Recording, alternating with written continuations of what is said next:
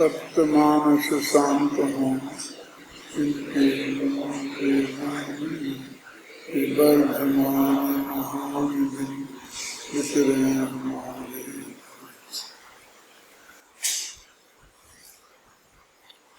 65 में गाथा हो गई थी ना, 65-66 में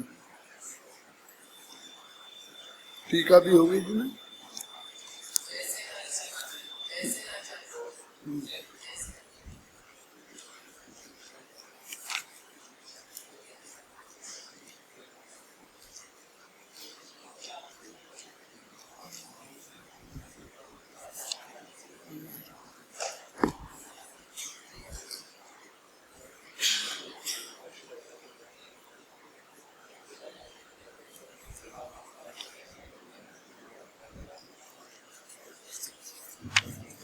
यही प्रकरण चल रहा था कि शरीर सुख का कारण नहीं है, तो शरीर सुख रूप नहीं होता है। आत्मा स्वयं स्वभाव से ही सुख रूप है। यदि शरीर को सुख का कारण मानेंगे तो सिद्ध भगवान फिर सुखी नहीं रहेंगे, क्योंकि उनके शरीर नहीं है। सिद्ध भगवान के जो सुख है वो शरीर के बिना सुख है। तो कहते जिनके शरीर है ऐसे लोगों के भी जो सुख दुख देखने में आते हैं वे भी शरीर के कारण नहीं होते हैं, आत्मा के कारण ही होते हैं। तो ये बात ही मुख्य रूप से बताई थी। अब आचार्य जयसेन की टीका के बारे में देखते हैं। आचार्य जयसेन तो तात्पर्य वृत्ति नामक टीका में 65वीं गाथा की टीका की उत्थानिका में ही लिखते हैं कि सिद्धों के शरीर के अभाव में भी सुख है। यह बताने के लिए ही शरीर सुख का कारण नहीं है, यह व्यक्त करते हैं। तो कहते हैं कि शरीर सुख का कारण नहीं है, शरीर सुख रूप नहीं है। ये बात सिद्ध ही क्यों कर रहे, क्या मतलब है? तो कहते हैं सिद्ध भगवान अनंत सुखी हैं और उनके शरीर नहीं है। ये बात ही बताने के लिए ये बात कर रहे हैं, जैसे आचार्य ऐसा कहते हैं। टीका के अंत में गाथा के तात्पर्य को स्पष्ट करते हुए वे लिखते हैं कि संसारी जीवों को जो इंद्रिय सुख है उसका भी उपादान कारण जीव ही है, शरीर नहीं। तो सिद्ध के जो अतीन्द्रिय सुख है उसका उपादान कारण भी आत्मा ही है ना। इस पर यदि कोई कहे कि मनुष्य तंत्रों का शरीर अनेक व्याधियों से भरा है अतः वह सुख का कारण नहीं होगा, किंतु देवों का शरीर तो वैक्रियक होता है, दिव्य होता है और व्याधियों से रहित होता है, वह तो सुख का कारण होगा ही। उसको समझाते हुए कहते हैं कि यह दिव्य शरीर भी सुख का कारण नहीं है। अतीन्द्रिय सुख का कारण तो शरीर है ही नहीं, इंद्रिय सुख दुख का कारण भी शरीर नहीं, आत्मा का अशुद्ध उपादान ही है। इस प्रकार यह सुनिश्चित हुआ कि अतीन्द्रिय सुख का कारण आत्मा का शुद्ध उपादान है और इंद्रिय सुख दुख का कारण भी आत्मा का अशुद्धोपादान है। पूज्य गुरुदेव श्री ने जगत के सामने ये बात बहुत कई दफे रखी। यहाँ तो सीधी स्पष्ट आचार्य की भाषा में ही आ रही है कि यदि हमारे अंदर की योग्यता को हम नहीं मानेंगे, विकारी पर्याय होने में भी कारण, तो वो विकार फिर हमारा स्वभाव हो जाएगा और फिर निरंतर वो हमारा विकार बना रहेगा और हमारे पास छूटने का साधन नहीं रहेगा, क्योंकि हम शरीर के कारण दुखी हैं। तो शरीर से रहित हो तो शरीर से रहित तो हो नहीं सकते। अभी ये संलेखना का प्रकरण आया था, इसमें भी ये बात आई थी कि हम इस शरीर से छूटने के लिए कहते ना शरीर को कृश करें और कषायों को कृश करें, दोनों बात आती है ना। तो कहते शरीर तो जो छूटेगा तो एक मुक्त जीवों को छोड़कर और बाकी जितने भी जीव हैं संसारी, वो तो एक समय 2 समय से भी ज्यादा शरीर के बिना रहेंगे ही नहीं। तो छूटने का हमारे पास रास्ता कहाँ है? हम दुखों से घबरा कर इस शरीर से छूटने का प्रयास करें। तुम अकेली यही देह थोड़ी है, हम एक 2 3 समय में के भीतर ही दूसरी देह धारण कर लेंगे। इसलिए कहते हैं कि वो देह से छूटना कोई बड़ा उद्देश्य नहीं है। वो तो देह छूट रही हो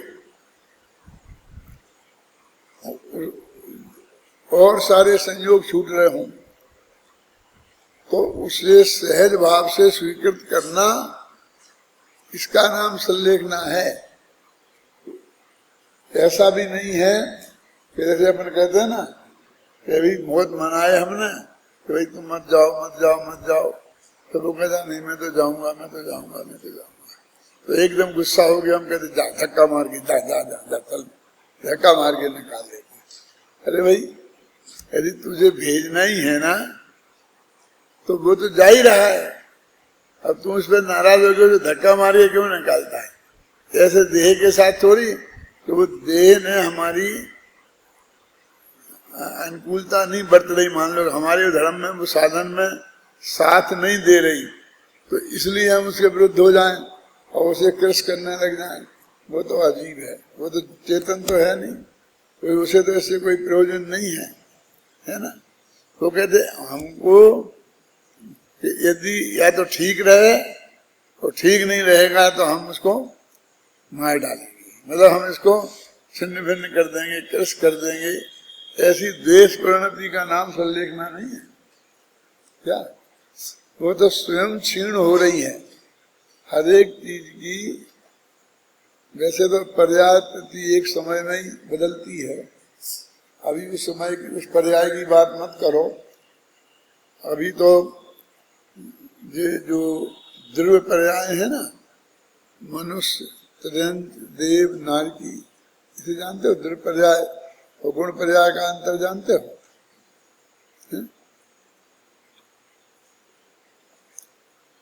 ज्ञान गुण की पर्याय मत ज्ञान, शुद्ध ज्ञान, अवध ज्ञान, मन पर्याय ज्ञान है, तो सब भी समझ में आती हैं। लेकिन द्रव्य पर्याय किसे कहते हैं?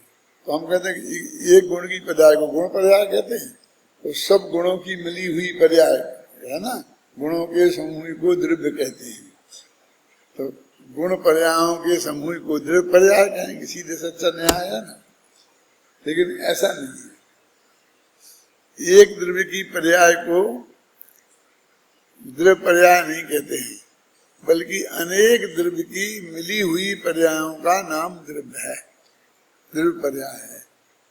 और वो जो समान जाति और असमान जाति के भेद से 2 प्रकार की होती हैं।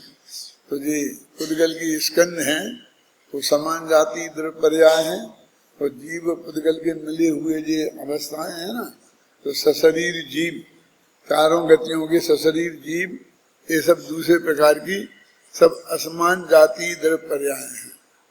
तो इस असमान जाति द्रव्य पर्याय की बात चलती है।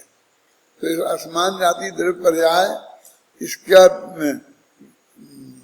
भी तो काल तो नक्की ही है ना। तब काल नक्की होगी तो उसके क्षीण होकर उस अवस्था को प्राप्त होने में भी एक क्रमिक विकास है। क्रमिक विकास का मतलब अनंतर पूर्व क्षणवर्ती पर्यायों का लंबा सिलसिला है कि वो क्षीण होते होते और वो एकदम हो जाए। तो वो क्षीण हो रही ना, हमको सहज ज्ञाता दृष्टा भाव से उसको देखना है। क्षीण हो रही हो तो क्षीण हो रही, फिर कहते हैं ऐसा होते होते और वो आदमी अच्छा होने लगता है, एकदम स्वस्थ हो जाता है। तो क्या करें, कुछ नहीं। यदि वो क्षीण हो रही, हम क्षीण होते हुए को देखते हुए ज्ञाता दृष्टा रहेंगे, और यदि वो अच्छी हो रही तो अच्छी होते हुए ज्ञाता दृष्टा रहेंगे। मतलब हमें उसके विरुद्ध राग देश से कुछ नहीं करना।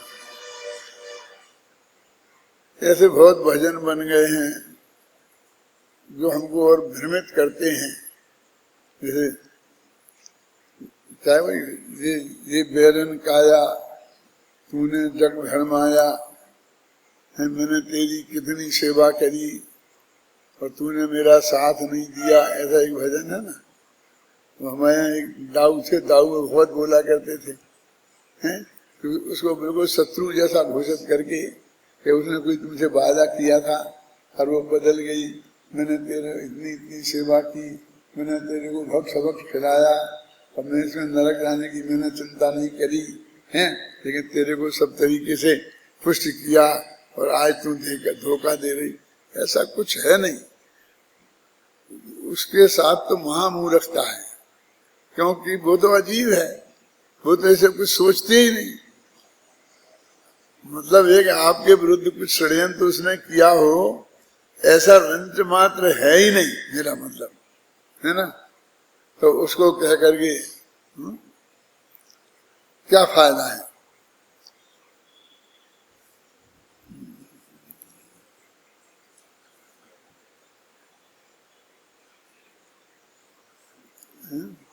इस प्रकार इन गाथाओं में यही कहा गया है कि शरीरादि संयोग ना तो सुख के कारण है और ना दुख के कारण है, क्योंकि वे तो अपने आत्मा के लिए पर द्रव्य है। पर द्रव्य ना तो हमें सुख ही देता है और ना दुख ही देता है। हमारे सुख दुख के कारण हम में ही विद्यमान हैं। हम अपनी पर्याय स्वभावगत योग्यता के कारण जब पर पदार्थों में अपनापन करते हैं, उनके लक्ष्य से राग द्वेष करते हैं, उन्हें सुख दुख का कारण मानते हैं, तो स्वयं सुखी दुखी होते हैं। आत्मा के आश्रय से उत्पन्न होने वाला अतीन्द्रिय सुख तो शरीर आदि संयोगों के कारण होता ही नहीं, किंतु लौकिक सुख दुख इंद्रिय जन्य सुख दुख भी देहादि संयोगों के कारण नहीं होते। तात्पर्य यह है कि देह की क्रिया से न धर्म होता है, न पुण्य होता है और न पाप होता है। ये सभी भाव आत्मा से ही होते हैं। देह के साथ तो इनका एक निमित्त संबंध है। तो हमने तुमनाचार्य ने एक जगह लिखा है ना कि यद्यपि पर वस्तु के कारण रंग मात्र भी हिंसा नहीं होती, तथापि परिणाम विशुद्धि कार्या, सभी परिणामों की विशुद्धि के लिए इनके त्याग का उपदेश दिया जाता है। भाषा ऐसी बोली जाती है कि मैंने ये छोड़ा, मैंने ये छोड़ा, मैंने स्त्री को छोड़ा, पुत्र को छोड़ा, मकान को छोड़ा, जायदाद को छोड़ा, है ना। वास्तव में तो अंदर से जो राग है वो कम होता है। पहले सबसे पहले तो मिथ्यात्व छूटता है। मिथ्यात्व छूटता है मैंने पहले ये मानना छूटता है कि ये मेरे है। फिर भी वो अपने पास विद्यमान रहते हैं, वो पुण्य पाप के अनुसार संयोग तो रहेंगे ना, लोकाकाश के लोक में। तो पहले सबसे पहले ये निर्णय होता है कि ये मैं नहीं हूं, ये मेरे नहीं है। यदि ये निर्णय नहीं हुआ तो हम कितना ही इस जगत को छोड़ दें, समझे ना, तो भी ये रंच मात्र भी नहीं छूटते। इनमें जैसे इन्हें अपना मानना वो इनडायरेक्ट वे में बना ही रहता है। जैसे हमारे के मैं ये कर दूंगा, मैं ये कर दूंगा, तुम नहीं करोगे, मैं सब छोड़ दूंगा, शरीर को ऐसा कर दूंगा, तो तुम कुछ कर नहीं सकते। ये बात हमारे चित्त में स्वीकृति नहीं होती। सबसे बड़ी बात तो ये है ना। अब अगली गाथा में अपन पढ़ते हैं। विगत गाथाओं में जोर देकर यह कहते आ रहे हैं कि शरीरधारी प्राणियों को सुख दुख का कारण शरीर नहीं है, अपितु उनका आत्मा ही स्वयं अपनी उपादानगत योग्यता से अथवा अशुद्ध उपादान से स्वयं संसारिक दुख रूप परिणत होता है। अब आगामी गाथाओं में यह कह रहे हैं कि न केवल देह ही अपितु पांचों इंद्रियों के विषय भी संसारी जीवों के सुख दुख में कारण नहीं है। वस्तुतः बात यह है कि संसारी जीव अपनी अशुद्ध उपादानगत योग्यता के कारण सुखी दुखी हैं और सिद्ध भगवान अपनी शुद्ध उपादानगत योग्यता के कारण अनंत सुखी है। इन गाथाओं की उत्थानिका में आचार्य अमृतचंद्र लिखते हैं कि आत्मा स्वयं सुख परिणाम की शक्ति से संपन्न है, अतः उसे पंचेंद्रिय के विषय अकिंचित कर हैं। आत्मा का सुख परिणामत्व दृष्टांत से स्पष्ट करते हैं गाथाओं का। ये सुखाधिकार की अंतिम गाथाएं हैं। तो ज्ञान अधिकार की चर्चा खत्म हुई ना, उसके बाद सुखाधिकार में क्या विषय आया है? बस यही बात कह लो कि भी इंद्रिय सुख ही सुख है और इंद्रिय सुख सुख नहीं है। और जो भी है इंद्रिय सुख सुख है, दुख है लौकिक दृष्टि से, लेकिन वो पर द्रव्य के कारण रंच मात्र भी नहीं। तो पहले उन्होंने कहा शरीर सुख का कारण नहीं है, इंद्रियां सुख का कारण नहीं है, ये कह करके तो यहां से लिया। और अभी ये कह रहे कि ये इंद्रियां जिन विषयों को ग्रहण करती हैं और उनमें आत्मा सुख दुख का अनुभव करता है, तो वे जो विषय भी सुख दुख के कारण नहीं। अंतर समझ में आया? इंद्रियां भी नहीं है, इंद्रिया माने शरीर। ये पांचों इंद्रियों के समुदाय के अलावा शरीर क्या है? और शरीर के अलावा पांच इंद्रियां कहाँ हैं? तो कहते हैं शरीर, ये पांचों इंद्रियां, ये भी सुख दुख के कारण नहीं है। और इनके भोगने में आने वाली वस्तु, जैसे कहते ठंडी हवा लगी, हम सब गर्मियों के दिन हैं तो वो हमको अनुकूलता का वेदन उसमें हुआ, हम सुखी, हमने सुख अनुभव किया, तो कहते वो ठंडी हवा भी सुख दुख का कारण नहीं है। इंद्रियां भी नहीं है और इंद्रियों के विषय भी सुख दुख के कारण नहीं है, क्योंकि सारे जगत की दृष्टि इन्हीं पर लगी है।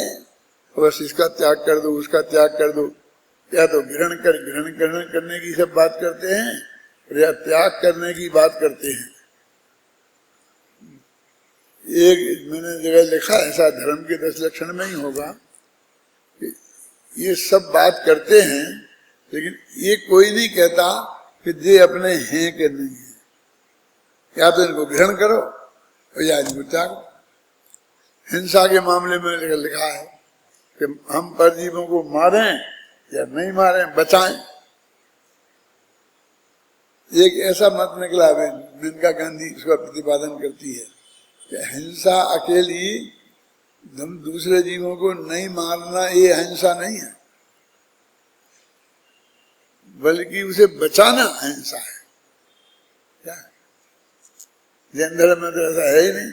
वो तो कहते ना मारना ना बचाना, मारने का भाव भी हिंसा है, बचाने का भाव भी हिंसा है, पर में हस्तक्षेप है। आता क्या नहीं आता? और वो ये कहता कि नहीं कि वो तो ऐसा होना चाहिए, इतने जो पशु पक्षी हैं ये कितने दुखी हैं, तो इनको हम दाना देवें, खिलाएं, फिर गौशाला खोलें, फिर पक्षियों के अस्पताल खोलें, फिर पक्षियों का ये सब आप समझिए ना करने लग जाए।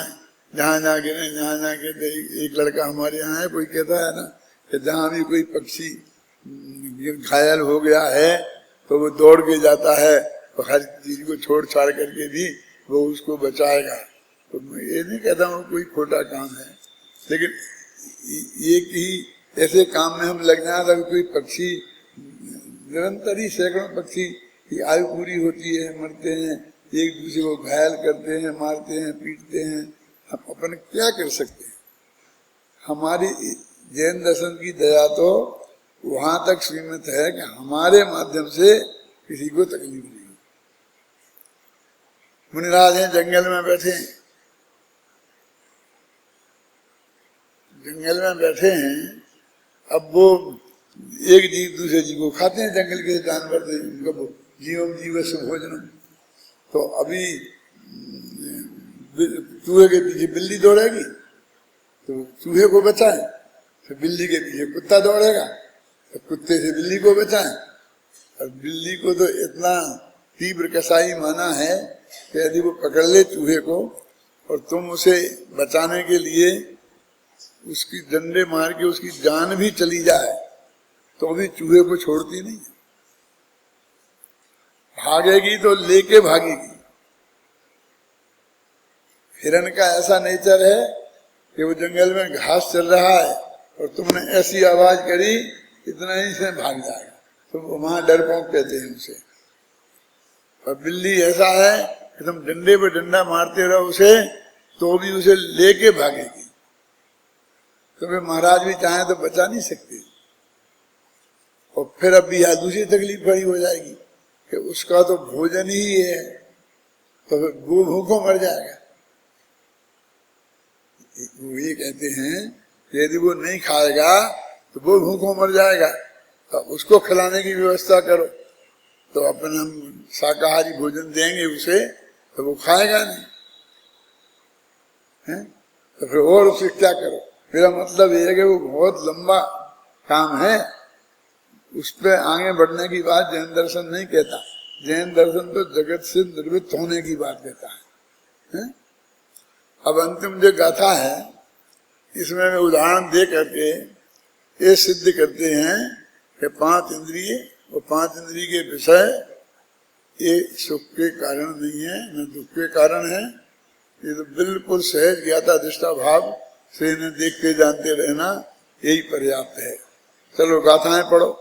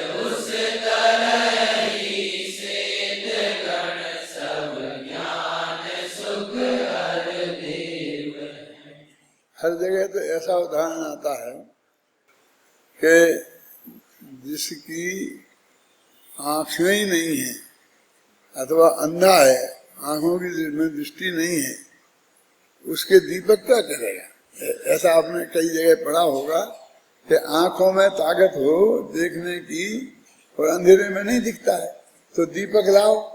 लेकिन अंधा आदमी कहे कि मुझे दिखाई नहीं देता है तो दीपक लाओ, तो उसको क्या फायदा करेगा दीपक। मतलब उसकी आंख में देखने की शक्ति होनी चाहिए तो ही दीपक सहयोग कर सकता है। तो ऐसा उदाहरण आपने कई जगह पढ़ा होगा। लेकिन कुंद कुंद की तो बिल्कुल उल्टी ही बात करते हैं। देखिए तिमिर हर है दृष्टि। कुछ जानवर ऐसे होते ना उल्लू बिल्ली कि उन्हें उजेले की जरूरत ही नहीं है, अंधेरे में ही उन्हें बहुत साफ दिखता है। उनकी आंख में ही ऐसी शक्ति होती है कि जिससे सब दिखता है। उजेले में तो उन्हें तकलीफ होती है, क्योंकि तो ज्यादा उजेला होता है ना तो चकाचौंध लगती है उनको, उल्लू को बिल्ली को। नक्तंचर से बोलते हैं कि रात्रि में क्यों ज्यादा घूमते हैं, क्योंकि उनकी दृष्टि तिमिर हर होती है। तो तिमिर हर है दृष्टि जिसकी दृष्टि में ही उजेले की व्यवस्था है, उसे दीपक की क्या जरूरत है। तो कहते आत्मा स्वयं ही सुख दुख रूप होने की शक्ति रखता है, तो उसे इंद्रिय विषयों की क्या जरूरत है। उसे शरीर की सुखी होने के लिए क्या जरूरत है। क्योंकि यदि शरीर की जरूरत बनी रहेगी सुखी होने के लिए तो कोई भी आदमी मोक्ष में जाना पसंद नहीं करेगा, क्योंकि मोक्ष तो शरीर के वियोग का नाम है। तो नहीं, जब तक संसार में रहेगा ना, जब तक अंत है, तब तक तो शरीर चाहिए सुखी होने के लिए, और बाद में फिर सिद्ध दशा में बिना शरीर के सुखी हो जाएंगे। तो ऐसा कैसे, ऐसा थोड़ी होता है। यदि हमारे शरीर की निरर्थकता हमको तभी भाषित होगी जब वर्तमान में उसके होते हुए भी और हमको उसकी आवश्यकता नहीं रहे, उसके प्रति हमारी दृष्टि निरपेक्ष हो जाए। जैसे अनंत भगवान हैं, अब उनके कितनी मजबूत चक्षु इंद्री है, बज बिसर नाराज मनन की बनी है, पांचों इंद्रियां हैं, कितनी बज बिसर नाराज मनन की बनी है, और उनको अपने जानने के काम के लिए और अतीन्द्रिय सुख भोगने के काम के लिए उन इंद्रियों की जरूरत ही नहीं है।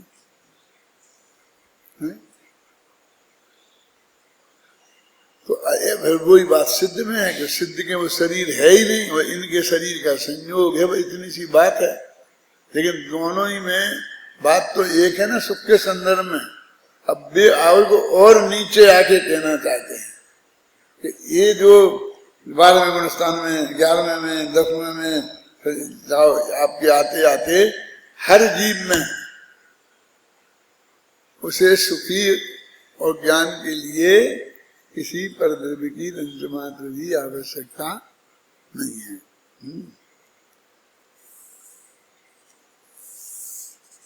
यदि किसी भी दृष्टि अंधकार नाशक हो तो उसे दीपक की आवश्यकता नहीं है। उसी प्रकार जब आत्मा स्वयं सुखरूप परिणमित होता है तब विषय क्या कर सकते हैं, विषयों का क्या काम। जिस प्रकार आकाश में सूर्य स्वयं से ही तेज, उष्ण और देव है, उसी प्रकार लोक में सिद्ध भगवान स्वयं से ही ज्ञान, सुख और देव है। तीन विशेषताएं सूर्य में अपने आप हैं।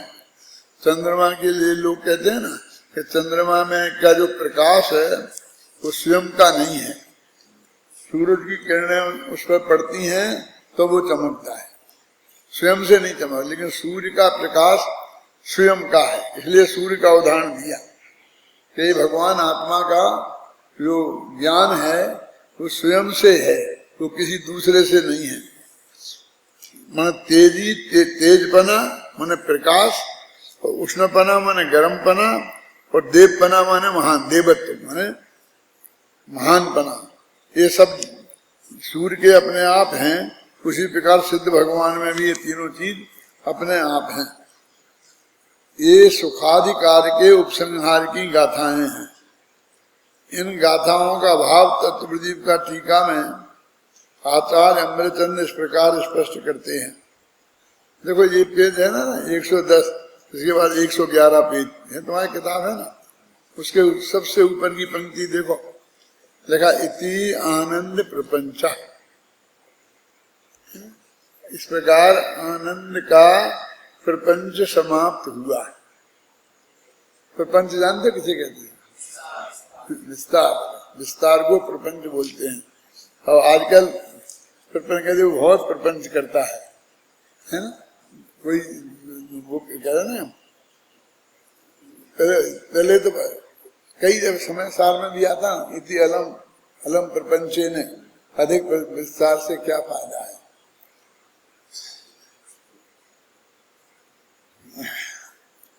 जिस प्रकार उल्लू, बिल्ली आदि नक्तंचरों मन रात्रि में विचरण करने वालों के नेत्र स्वयं ही तिमिर नाशक होते हैं, इस कारण उन्हें अंधकार को नष्ट करने वाले दीपकादि की कोई आवश्यकता नहीं होती। इसी प्रकार संसार में या मुक्ति में स्वयं सुखरूप और इस आत्मा को विषयों की क्या आवश्यकता है। फिर भी अज्ञानी जीव विषय सुख के साधन हैं, ऐसी मान्यता से व्यर्थ ही विषयों का अध्यास करते हैं, आश्रय करते हैं, सेवन करते हैं। तथापि संसार में या मुक्ति में स्वयं सुखरूप परिणमित इस आत्मा का विषय क्या कर सकते हैं। तात्पर्य यह है कि सुख की प्राप्ति में इंद्रिय विषय अकिंचित कर हैं। ये उनका पिछली गाथाओं में कहा था, इंद्रियां माने शरीर अकिंचित कर है, वो कुछ नहीं कर सकता। और यहाँ कह रहा है इंद्रिय के विषय अकिंचित कर है।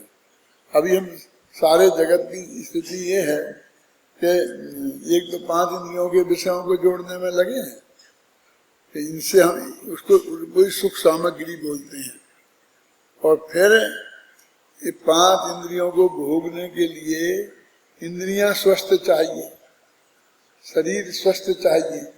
तो फिर उस शरीर को इसलिए कि हमको वो इंद्रियों का भोग भोगने में सुविधा रहे, तो शरीर को ठीक करने में लगे। आचार्य देव दोनों तरफ से ध्यान हटाना चाहते हैं, और ये अत्यंत स्पष्ट कहते हैं कि ना तो संसार के सुख का भी इनसे संबंध नहीं है, और मोक्ष के सुख का भी इससे संबंध नहीं है। बहुत से लोग ऐसा कहते हैं, भाई ठीक है मोक्ष के सुख में तो नहीं है, अतीन्द्रिय सुख में तो नहीं है, लेकिन इंद्रिय सुख में तो है, इसमें तो करना ही पड़ेगा, इसमें तो करना ही पड़ेगा ना, है ना। कालिदास ने कहा ना, शरीर माध्यम खलु धर्म साधना, तो उसको अपने लोग भी कहने लग गए थे, धीरे धीरे तो यही कहने लग गए थे कि जैसे अपने जैनाचार्यों की ही सूक्ति हो, लेकिन कहीं दिखी नहीं थी, मिली नहीं थी। लेकिन अभी ये सल्लेखना का अध्ययन करते वक्त ये मिला एकाध जगह, ये शरीर धर्म का साधन है, तो इसको यदि तुम नष्ट हो जाने दोगे तो अगले भव में जहाँ जाओगे वहाँ वो देह तुमको ऐसी प्राप्त होने वाली नहीं है कि जिसमें संयम पड़े। इसलिए तुमकी इस देह की रक्षा करनी चाहिए है। और वहाँ पर बिल्कुल ऐसी ही भाषा है कि ये शरीर जब तक हमारे धर्म का साधन है तब तक इसको हमें बचाना चाहिए। तुमने भी पढ़ा होगा ना, तो मुझको तो अंदर से बहुत अटपटा लगा, क्योंकि अपन तो यही पढ़ते आए थे और लोगों को समझाते थे और कहते थे कि जो ये पंडित लोग कहते वो जैन धर्म की बात ही नहीं है, वो तो कालिदास की है।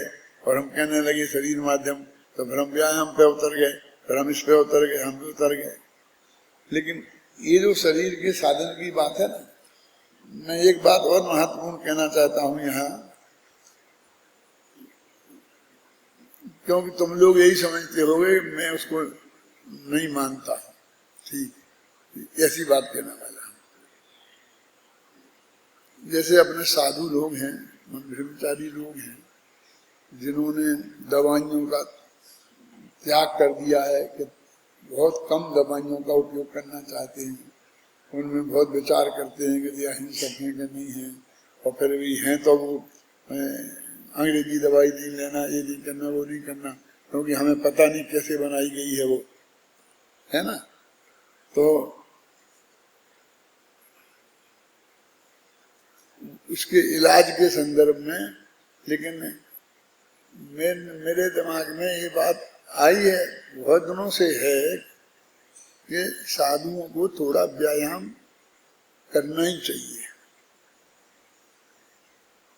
ये जो बहुत से साधु आपने देखा होगा कि जब आहार करके आते हैं तो वे वो वज्रासन से बैठते हैं,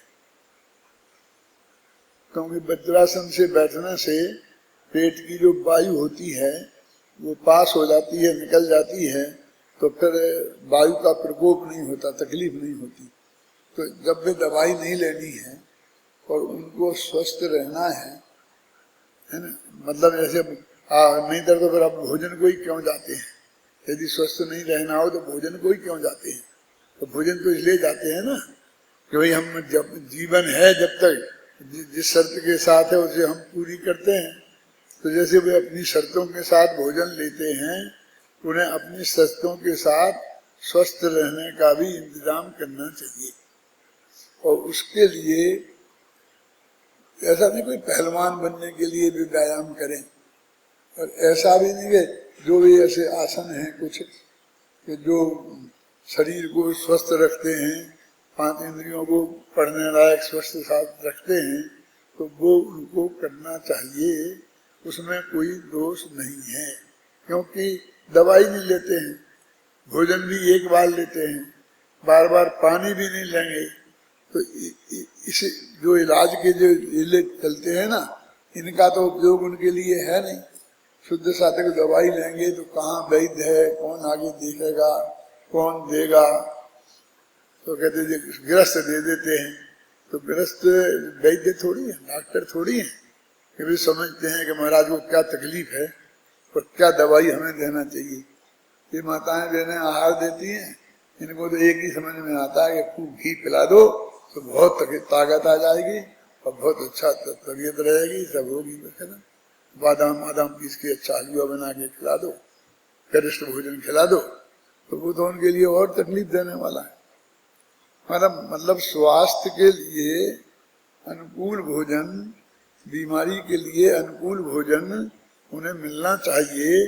तो कोई वैद्य तो है नहीं, जैसे अपने आज सुशील जी वैद्य जी हैं, तो वो जाते हैं कई शादियों की भैयावृत्ति करते हैं, तो आहार के संदर्भ में तो वे भैयावृत्ति कर सकते हैं। यानी वे बताएं गृहस्थों को कि ये निर्दोष चीज है और महाराज को इस टाइप की तकलीफ है, तो इस तकलीफ को मिटने के लिए ये दी जानी चाहिए। बहुत दिन की बात है, एक महाराज थे, मेरा उनसे बहुत अच्छा संबंध था। वे यहीं बाबू नगर चैत्यालय में थे, गांव थे। उनको पाइल्स की तकलीफ हो गई थी, तो बहुत सहज है हो जाना, क्योंकि पानी नहीं पीते हैं, कम पीते हैं तो पेट में कब्जियत हो जाती है, कब्जियत होगी तो जब लेटरिन साफ नहीं होएगी तो फिर धीरे धीरे पाइल्स हो जाते हैं। अब वो चाहते इलाज कराना, क्या करें कुछ समझ में नहीं आता उनके, दवाओं का हिसाब नहीं बैठता। शुद्ध तेरापन धाम आए गए थे, बहुत सात्विक थे, तो वो यहाँ आ गए अपने स्मारक में और मुझे बुलाया उन्होंने। मैं उनकी समाधि उन्होंने किया था, तो ये उनके गांव में उधर भी गया था, मैं उनके उस वक्त भी गया था। भैरव सिंह शेखावत का जो गांव था, उनके बगल में उनका गांव था, कुली क्या नाम था। तो उनने मेरे से ये बात कही कि मैं इसलिए आया हूं कि मेरे को ये तकलीफ है और तुम्हारा प्राकृतिक चिकित्सा वालों से अच्छे संबंध हैं। वैद्य सुखराम जी थे इसमें, अपने है ना प्राकृतिक चिकित्सालय, इसमें वैद्य सुखराम जी थे, वो मेरे मित्र थे। तो बोले सुखराम जी से आपकी मित्रता है और मेरे इस इलाज के लिए आप व्यवस्था जमाओ। मैंने कहा ठीक है महाराज। मैं वैद्य जी को लेके आया, सबको बताया, दिखाया, और उन्होंने कहा कि इनको कटी स्नान लेना पड़ेगा। टब में गर्म पानी एक टब में रखेंगे, एक टब में ठंडा पानी रखेंगे, फिर महाराज को 10 मिनट इसमें बैठना पड़ेगा, फिर 10 मिनट इसमें बैठना पड़ेगा, फिर पेट पर मिट्टी की पट्टी बांधनी पड़ेगी। वो जो उनका उपचार था ना वहां करते थे, है ना, वो सब करना पड़ेगा। तो वो वैद्य जी ने वो बताई, तो महाराज कहेंगे अभी मैं तो ये कर नहीं सकता, मैं तो ये कर नहीं सकता, है ना। फिर मेरे से वो बोले मैं क्या करूं वैद्य जी वो आए, चलो मैं तो जो उपचार है वो बता सकता, लेकिन मतलब बेचारे महाराज चले गए, जो भी हुआ होगा, ज्यादा नहीं जिए वो। फिर 12 साल 2 साल बाद ही स्वर्गवास हुआ। सद विजय सागर नाम था, क्या था। तो फिर उधर में गया था, तो मैंने अपनी आंखों से सब चीज देखी ना, तो मैंने अनुभव किया कि जब आपने यदि ऐसी चीज धारण कर रहे हो तो फिर आपको वैसे ही ध्यान। हम गृहस्थों का तो ऐसा है कि यदि आपने बद परहेजी कर दी तो फिर कोई चूरन चटनी खा लोगे, फिर वैद्य के पास जाओगे, फिर डॉक्टर कुछ ना कुछ बता देगा और आपका इलाज हो जाएगा। तो मुनिराज को बेचारों को क्या होगा। तो उन्हें पहले से ही उसके प्रति ज्यादा सावधान रहना चाहिए और उसके अनुकूल थोड़ा व्यायाम प्राणायाम माने भी आसन वासन थोड़े करना चाहिए। मैं ज्यादा इसलिए नहीं कहता हूं कि वो फिर एकदम बुलेन शुरू हो जाती है, वो दिन भर वही चलने लगता है, वही सिखाने लगता है।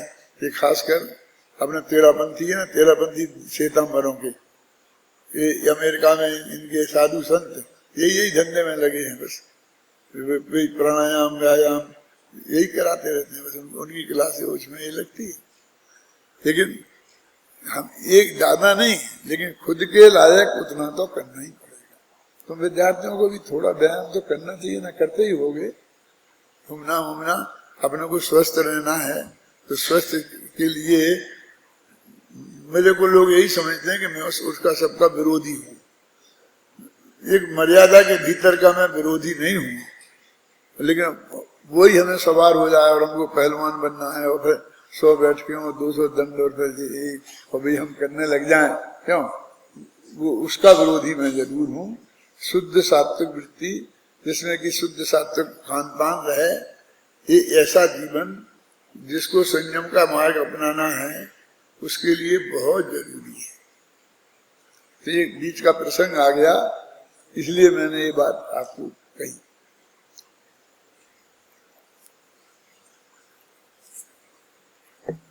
यहाँ ध्यान देने योग्य बात यह है कि गाथा में तो स्पष्ट रूप से यह लिखा है कि जिस प्रकार सूर्य स्वभाव से तेज उष्ण और देव है, उसी प्रकार सिद्ध भगवान भी स्वभाव से ज्ञान सुख और देव हैं। जबकि तत्व प्रदीप का टीका में सिद्ध भगवान के स्थान पर भगवान आत्मा शब्द का उपयोग किया गया है। समझ गए अंतर? ऐसा आत्मा ऐसा है, वहां सिद्ध भगवान का प्रयोग। अतः यह प्रश्न उठना स्वाभाविक ही है कि यहाँ सिद्ध पर्याय अपेक्षित है या त्रिकाली ध्रुव भगवान आत्मा अपेक्षित है। यानी आप कह रहे ना, सिद्ध भगवान के लिए कहा है गाथा में कि वे तेज उष्ण, सूर्य के लिए उष्ण तेज, और वो और उनके लिए क्या है 3 विशेषण। हाँ, तो वो आत्मा त्रिकाली ध्रुव आत्मा के लिए है कि सिद्ध भगवान के लिए है। तो आचार्य जैसे तात्पर्य टीका में सिद्ध भगवान ही अर्थ करते हैं। कविवर वृंदावन दास जी परमात्म शब्द का प्रयोग करते हैं, जो सिद्ध भगवान की ओर भी इंगित करता है। आध्यात्मिक सतपुरुष कांजी स्वामी भी इस प्रकरण पर व्याख्यान करते हुए सिद्ध भगवान का ही स्मरण करते हैं। आचार्य अमृतचंद द्वारा भी ज्ञान सुखवा देव के लिए जिन विशेषणों का उपयोग किया गया है, उनमें सिद्ध भगवान ही प्रतिबिंबित होते हैं। अतः यही लगता है कि आचार्य अमृतचंद को भी यह सिद्ध भगवान ही अभीष्ट हैं। तथापि उन्होंने अध्यात्म के जोर में भगवान आत्मा शब्द का प्रयोग किया है। देखो, ये भी एक भाग्य की बात है। आज का दिन जैसे इसी के लिए है। अपन अमृतचंद्राचार्य को मैं तो कुंदाचार्य से भी बड़ा आध्यात्मिक मानता हूँ। टोडरमल जी भी मानते हैं। टोडरमल जी ने चिट्ठी लिखी थी ना, तो उन लोगों को ये लिखा था कि अध्यात्म पढ़ना हो तो आत्मख्याति पढ़ना। समय साथ नहीं लिखा, आत्मख्याति लिखा था। लेकिन आज फिर यहाँ जब सिद्ध की जगह आत्मा करते हैं, तो आत्मा अर्थ नहीं है। मैं अपना मत ये व्यक्त किया।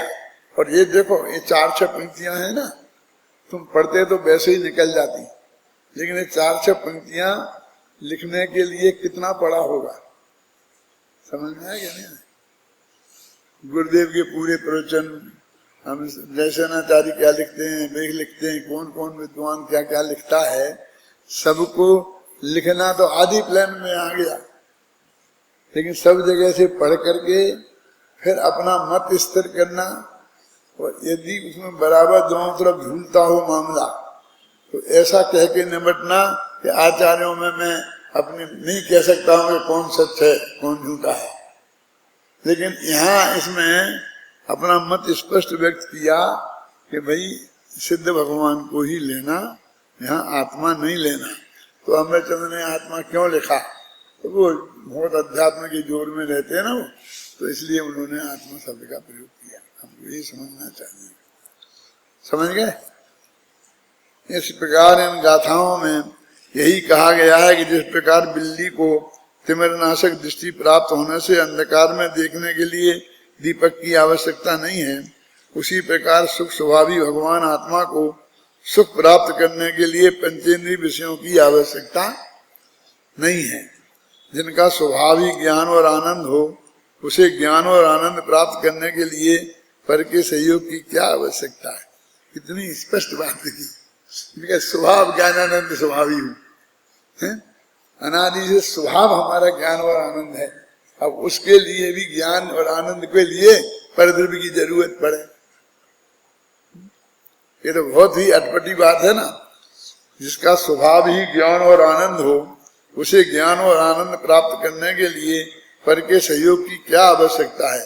जिस प्रकार स्वभाव से उष्ण तेजवंत सूर्य को उष्ण व तेजवंत होने के लिए अग्नि की क्या आवश्यकता है, आवश्यकता नहीं है। उसी प्रकार स्वभाव से ज्ञानानंद स्वभावी आत्मा को या सिद्ध भगवान को ज्ञानी और सुखी होने के लिए पर की रंच मात्र भी अपेक्षा नहीं है। यद्यपि आचार्य अमरचंद की तत्व प्रदीप का टीका में सुखाधिकार यहीं समाप्त हो गया है, तथापि आचार्य जयसेन की तात्पर्य वृत्ति टीका में इन गाथाओं के उपरांत भी 2 गाथाएं प्राप्त होती हैं जो तत्व प्रदीपिका में नहीं है। वे दोनों गाथाएं क्रमशः अरहंत और सिद्ध भगवान की स्तुति की गई है। अतः यह कहा जा सकता है कि वे अधिकार के अंत में होने वाले मंगलाचरण रूप गाथाएं हैं। अब वे 2 गाथाएं कल पढ़ लेंगे और सुखाधिकार कल खत्म हो जाएगा, और कल ही फिर अपन अगला अधिकार शुरू कर देंगे। इन 2 गाथाओं में ज्यादा माल नहीं है, इसलिए शुभ परिणामाधिकार शुरू कर देंगे। अभी कितने दिन और हैं, 2-3 दिन और हैं, जितनी गाथाएं मिल जाएंगी।